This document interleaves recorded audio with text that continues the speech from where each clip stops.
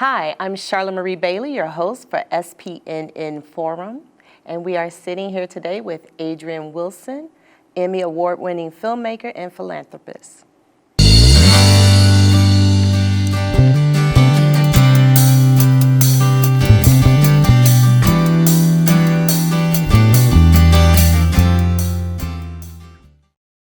Hi, again, I'm Charla Marie Bailey, your host for SPNN, and I'm sitting here with Adrian Wilson, philanthropist and Emmy Award-winning filmmaker.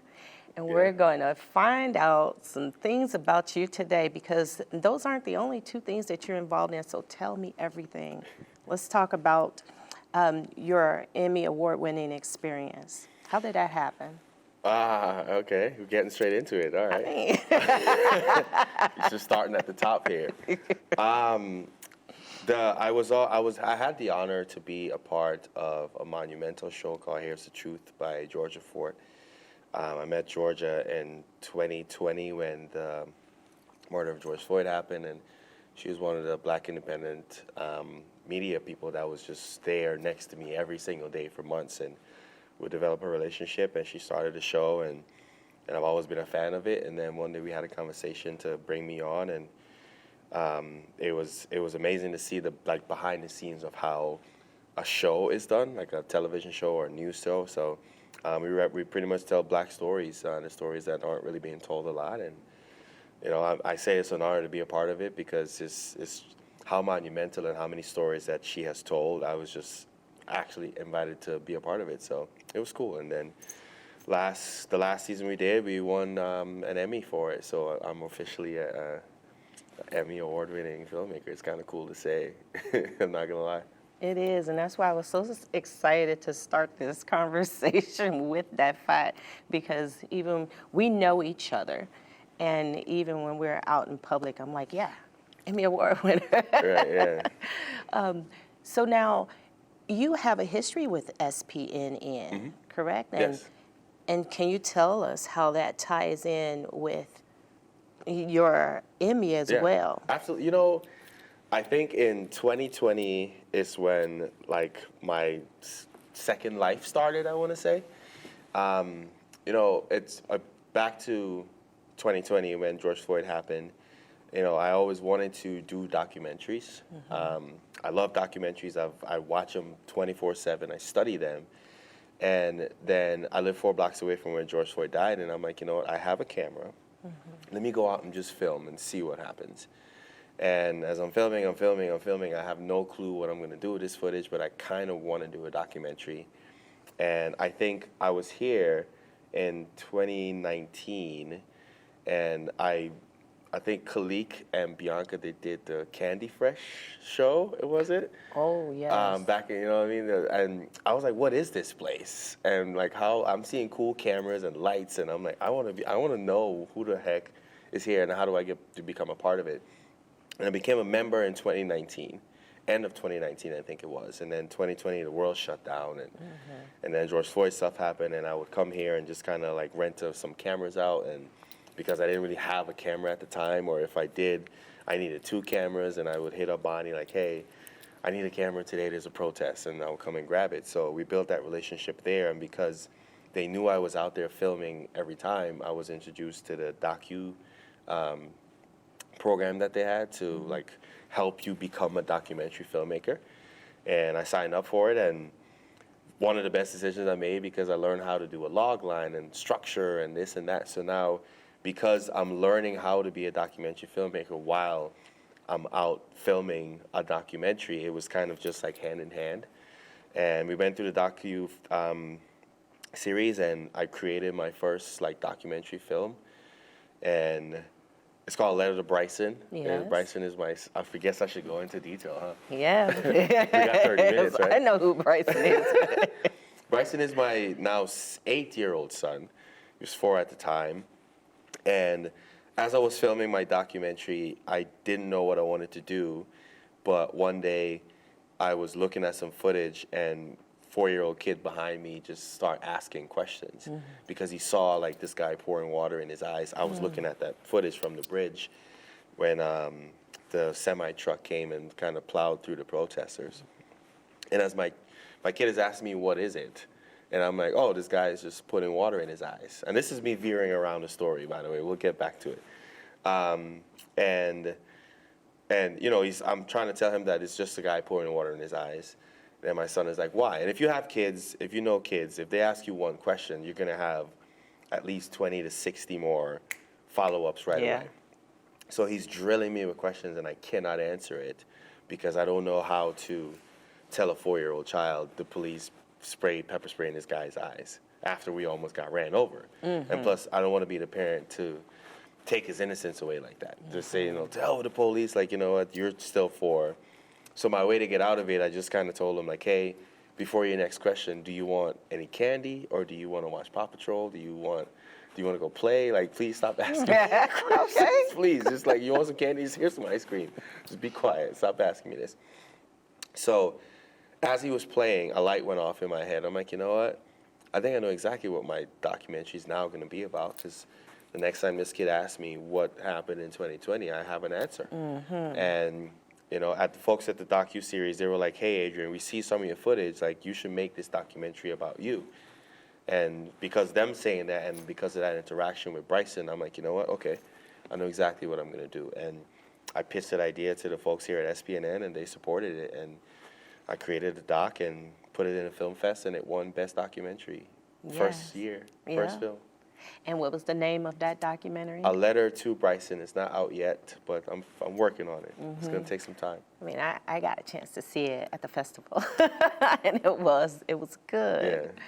All right, so now you've dove into documentaries because you like them, and you even got rewarded with it, you know, for it.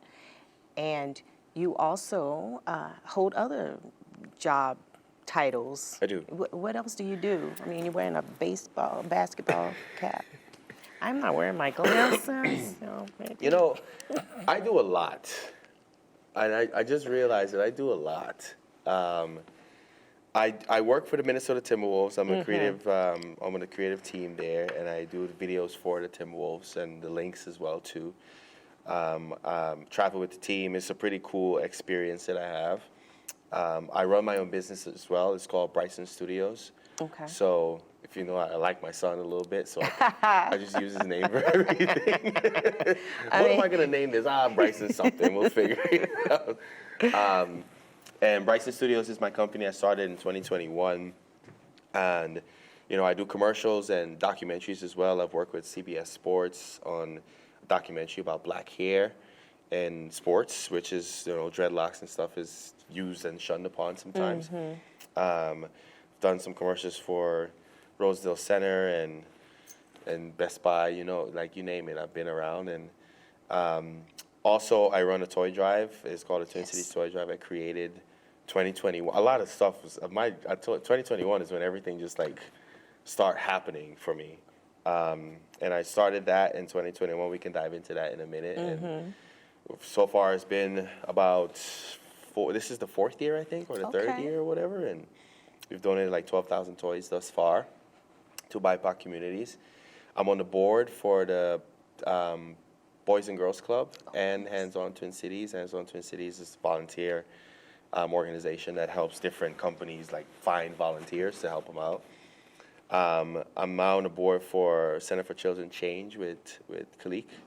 And so that's one of the other things that I do as well too. And I'm a dad, you know, and I like doing that every now and again. It takes up a lot of mental space, but I love it. I love my son, and yeah. So that's like the overview of the things that I do thus far. Yeah, and I love that you involve Bryson as well, because I've seen him on the red carpet with you. Yeah. You know, and I wasn't too sure. I was thinking that maybe Bryson would be here today. Yeah.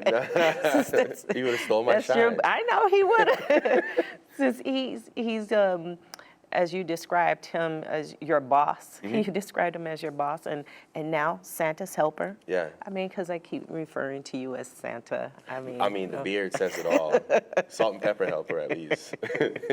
Yes. I love that you're involved in so much, and especially given to the kids. Yeah. That's wonderful. You know, now that Bryson is 8 years old, like he's like my twin. We're a week apart from each other, and just two little Libra dudes. And I'm a Libra. See? Yeah. That's why we vibe. Yes, right. And you know, everything he does, I know what he's doing. You know what I mean? Like I see him, I'm like, I know exactly what that smirk is, dude. I invented that smirk. You can't use that on me. So, and he's a very intelligent kid, and I would love to take some credit for it, but like, you know, when I became a father and parenting, there's no book for it. There's no instructions for it. Your little human being is your unique little human being, and nobody can teach you how to raise him. He can teach you how to raise him. And one thing I always told myself is like, you know, how can I be somewhat of an example for my child? Like I look back and see how what things that I remember my parents used to do, right? My dad's always owned the business, so I knew that when people asked me what I want to be when I grow up, I knew I wanted to own a business. I had no clue what it was going to be, but I knew that's because that's what I saw. And you know, for my son, like I understand that, you know, a son looking up to a dad, like you're just soaking in everything you see, and you're a sponge. And if I used to curse a lot, and then he started doing it too, and I'm like, oh man, I gotta be better. And he calls me out too, you know. Okay. And I wanted to make sure I show my son 3 pillars that it's okay to be emotional. It's okay to say how you feel, and it's okay to be you 100%. So if you ever want to talk to me about anything, feel free. Never be scared to say how you feel. Never be scared to tell anybody how you feel. Wear your heart on the sleeve and be honest, right? So, you know, every decision I make now is because of Bryson. That's what parents do, right? You know, you get a kid, and everything you do is because, like, all right, how is it going to affect this person directly? And I didn't start a toy drive for Bryson. I started a toy drive because, you know, back in 2020, all these major companies were just looking at our people, and we became popular all of a sudden, right? It's every 20 seconds, oh, look, we like the blacks. You know, and then you see in our photos everywhere, and then we're in commercials. I'm like, where are y'all at in 2019, 2018? And we can just keep going backwards, right?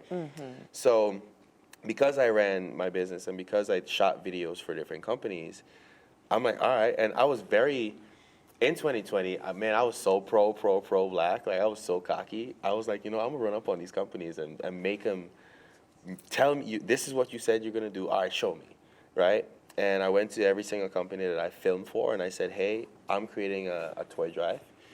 And this toy drive is going to deliver to BIPOC communities because y'all say y'all like black people, right?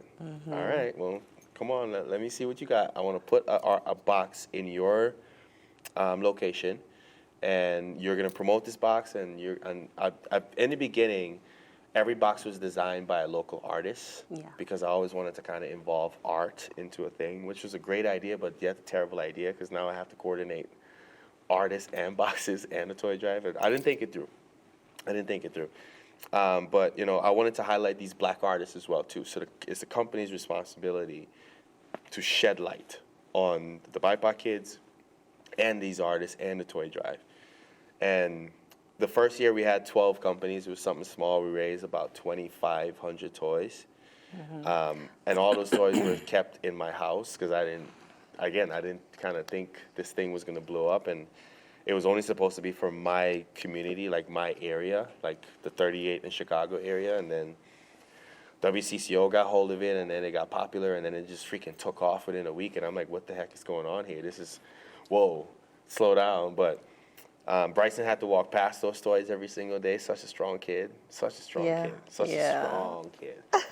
Because it's just a mountain of toys in my living room, and he has to get up every morning and just walk past them. And then one day he was like, hey, Dad, I'm not asking for this, but that blue dragon on top, I would like one of those. Not that one, Dad, because I know that one has to be donated, but I would like one. I'm like, go grab the toy, bro. You're BIPOC, go ahead. Right. So 2021 is when we started that, and it blew up. And then last year we did it again, and then we did it again. And we've got up to 78 companies now around the Twin Cities. Okay. Target joined, Microsoft joined. There was companies every single year would hear about it, and they would just come and just pour in. We've had Porsche, Ferrari, blah, blah, blah. And now in the third, fourth year, we're already at 6,000 toys so far. We had some companies donated 3,900 Beyblade little spinner things, and Yeah. Colgate came and they gave like 3,600 toothpaste and toothbrushes and stuff like that. So That's good to know too, Yeah. that not just toys. it's not just toys, it's everything. So, hi, I'm Charla Marie Bailey, and I'm sitting here with Adrian Wilson, who is a Emmy Award-winning filmmaker and philanthropist. And right now we are talking about toys for tots for the Twin Cities for BIPOC children.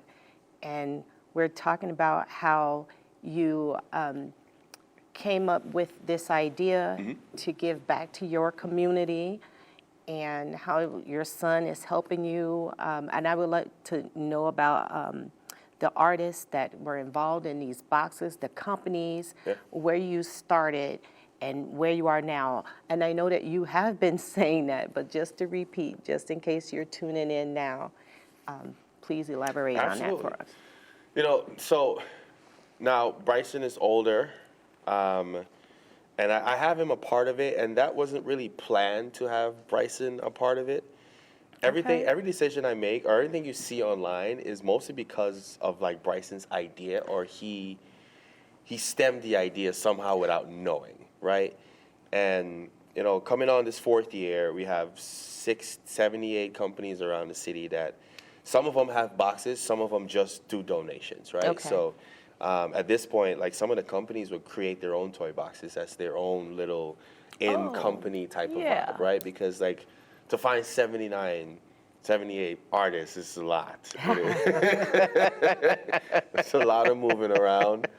And, you know, it's cool to see, like, you know, the Colgates and all these different folks kind of join. Because I've only asked companies to be a part of the toy drive once, and that was 2021. Okay. And I've never asked again. Oh, So all nice. these companies that are part of it now are ones that would email and say, hey, I heard about this. I missed it last year. I want to be a part. And right now, my phone is buzzing because the toy drive has another week left, and companies are still, hey, how can we join? And I'm like, well, you can't get a box, but you can definitely create your own, or just kind of do like an in-company toy drive or a toy raising or whatever the case may be. So we have boxes all over. We donate to different organizations every single year.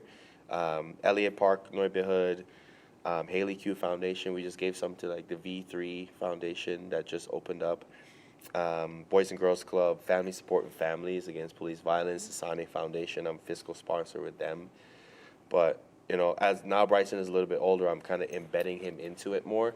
And only because we were playing Legos one night, like a couple months ago, and I was telling him about the toy drive, and he's like, Dad, how can I help? You know, it would be really cool if, you know, we can shoot some videos of it. And I'm like, that's actually a pretty good idea. Now he's got a vision as I'm well. like, hey, that's actually a pretty solid idea. You know what? And I'm like, you know what? Let's do that. You know, let's interview each other. He's like, yeah, I asked you some questions, you asked me some questions. I'm like, Oh, all right. nice. So the videos that people see is just because of playing Legos with this kid.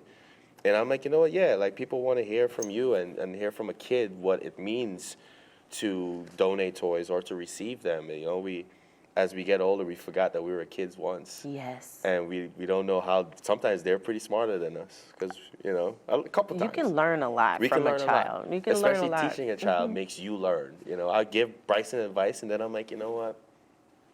I should probably do that too. I should probably be more open as well. I shouldn't shut down when I'm angry, right? So, and you know, so this weekend is the last weekend of the toy drive because we're gonna start. I'm trying to get all the toys out by the 20th to all the different organizations, so that way they can set because they would do their own events. They would, you know, have a big room and people come in and they line up and they grab toys or what. I don't distribute the toys because I've done a lot. You've done that before, haven't Yeah, you? Distribute the toys yourself? Last year I was in a mood and I was picking up toys and I had a truck full of bags of toys, and I'm like, you know what? Every single organization already has like 900 toys each. Oh, wow. Okay. They got a lot. Like, I'm in North Minneapolis. Like, I'm gonna find the first any black business I see, I'm pulling up on them. And I Okay. just drove around and saw a barbershop, and I grabbed the bag and gave them. And I just, Okay. was I trying to unload toys? Yes. But those toys were loved. They were loved, right? And Yes. it's not like I'm just throwing them away. It's like, you know what? I don't need to Right. take this to the warehouse. I can just deliver them right here, right now, instead of them going somewhere else and then having to come back. We got Excuse water. And I might do that again this year, you know, but this weekend is me and Bryson, we're going to be picking up toys. And this is Okay. the first time he's going to see, like, okay, this is really what the magnitude of what we've been doing is. He's delivered boxes, but the boxes are empty. And now, you know, it's going to be cool for just me and him in the truck. And I have volunteers that will be picking up toys as well, too. Okay. I was And if going to ask anyone you. wants to volunteer, twincities.com.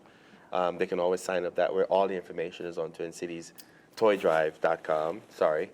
And Bryson and I this weekend, we're just going to drive around town and just go pick up some boxes and sort and donate. So this weekend, he's going to be busy. I'm going to burn him out real good. He's going to sleep Tire him out. really good. Sleep really well. So now this weekend is December 14th. This Saturday Correct. is Saturday, and the 15th is Sunday. Yeah. So that's your deadline. What if and you all accept monetary donations as well, Yes. right? And what's your deadline for that? The deadline for it is on the 20th, right? Okay. So this weekend is just like all of the heavy lifting I'm trying to get done. The toys. Just getting just as much toys as possible. For Right. folks still donate after the fact, and then we find something. If you find a place to take them, we'll never say don't donate after. You know what I mean? There's no way. There's no way. I think last year we got rid of the last box like in January. Okay. Because there was just still more companies would say, hey, people came and dropped off after Christmas, and I can't say no. Right, So right. it does stretches, but you know, just for timing's sake and getting as much as we can to the kids before Christmas, we try to get them all in by this weekend so that way we can sort and make sure, like, because I think some of these organizations would make like a list of people. So I want to make sure that they know they can either fulfill that list or not. Right? Because folks would sign up to receive toys via them, and then it's good for them to have that information. Like, yes, we actually can give you a toy because we know we have enough, instead of waiting. What's the age range for these kids? 1 to 15, 16, Okay. 17, 18. I think we've seen a wide range of toys. The first year someone gave like one of the Oculus VR sets. That thing was $400. I know. Wow. I know. I looked at it like, That kid. I'm like, Yeah. who's am I gonna give this to? Right, right. And this is when, like, you know, Meta came out and all the virtual stuff, and I'm like, I'm giving a child something to disconnect from the world, technically, but it's a cool toy. It's a cool gift, not even a toy. It is, right. That's a wonderful gift, yeah. I forgot. I think I gave it to a kid in the Elliott Park organization. I think his mom mentioned, like, anything, he's 17. I'm like, you know what? I got something for Yes. you. You just got lucky. Yes. Because I have nothing else for a 17-year-old here, but there you go. Last year, Anthony Edwards came out with his new sneakers. Okay. And someone donated a pair of Oh, those. sweet. And I donated to Agape in North Minneapolis. And so I'm like, hey, some brand new AU1s, dude. Just whoever's a 9, here you go. Right. So, Twin Cities, it's St. Paul and Minneapolis Correct. are the Twin Cities. And then does it go outside of that at all? Or is it It just will one strictly- day. Okay, so that's good to know. It will one day. You know, it's as this thing is growing. And remember, like, this is something I just created randomly. So Yeah. now that I'm seeing the magnitude of it, I'm now realizing how big this toy drive is, like, this year. Because the past couple of years, I've just been doing it just because I wanted to do it. Yeah. And now I kind of look back, I'm like, wow, I have like 9 Fortune 500 companies that's a part of my toy drive. What the heck? When did this happen? You know, like, so now I'm looking at it, I'm like, wow, this can actually be like a legacy of mine. This can be something that, you know, I know I'm a director, but like, this might be better than making movies. This can be something that my generation of Yeah. generations can do and take part of. And hearing Bryson say that, hey, I want to be a part of it, it clicked. I'm like, oh yeah, this can actually be something bigger. So Yeah. Next year, I see I'm Bryson official. taking over. Yeah. Hey, you can have it now if you want to. I'm tired. Next year, I'm going to make it into an actual organization, a 501(c)(3), and I get board members and this and that. So I'm just kind of taking it to that next level, understanding now how serious this thing really is. Everybody else saw it, but I didn't. I was just giving out. I was just donating toys. You were given that vision for a reason. Yeah. All right, so now, as Adrian Wilson, Emmy award-winning filmmaker, philanthropist, running the Twin Cities Toy Drive for BIPOC children. And if we want to donate, we could probably walk into some space and see a box there and know exactly what it's for, but there's also the monetary donations online. Can you please tell us what website that is so that we can... Which one? This red one right here. Okay. There we go. All right. The TwinCitiesToyDrive.com. If you go online, you can make a monetary donation that way. If you want to be a volunteer, you can volunteer that way as well too. We have a list of folks already that we need people this weekend to sort a bunch of toys. There's already 6,000, and we haven't even stopped into any locations yet to pick up any toys. Oh, wow. We have 3 pallets donated already, and it's like, okay, we're gonna hit 10,000 for sure. So I'm gonna need a couple hands, to kind of move some toys around. But Twin So I Cities might Toy have Drive, to come and help. right? Any money that's donated, we use those. We go to Target and we buy like diapers and sanitary stuff.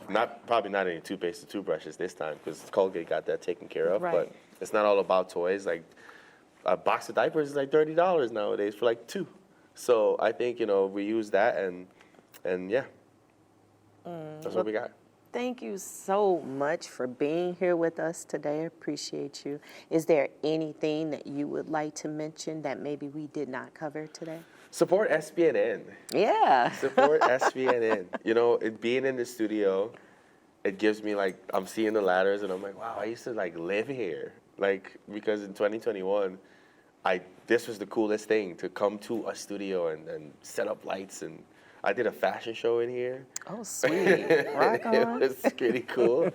Man. So yes, no, I don't have anything else. Thank you very much for having me. This is actually pretty cool, and I can't wait to do it again. And thank you for tuning in to the SPNN Forum, the St. Paul Neighborhood Network.